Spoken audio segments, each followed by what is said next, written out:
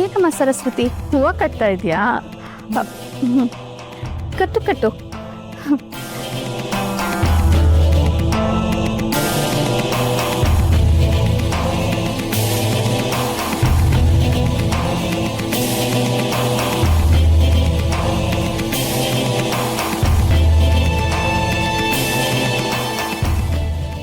ಕಮಲಮ್ಮ, ನಾನು ಬೆಳಿಗ್ಗೆಯಿಂದನೂ ಗಮನಿಸ್ತಾನೆ ಇದ್ದೀನಿ, ಸರಸ್ವತಿ ಅವಳು ಕೋಣೆಗೆ ಹೋಗೋ ಮೆಟ್ಲತ್ರನೇ ಕೂತಿದ್ದಾಳೆ.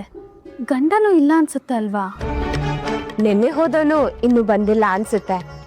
ಮತ್ತೆ ಏನೋ ನಿಧಿ ಕಾಯೋ ಥರ ಮೆಟ್ಲ ಮೇಲೆ ಕೂತಿದ್ದಾಳೆ.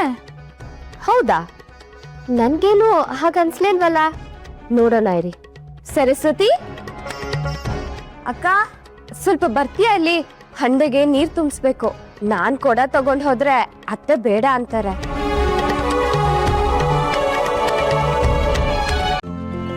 ಇಂದೇ ಡೌನ್ಲೋಡ್ ಮಾಡಿ ಮತ್ತು ನಿಮ್ಮ ನೆಚ್ಚಿನ ಶೋಗಳನ್ನ ಆನಂದಿಸಿ.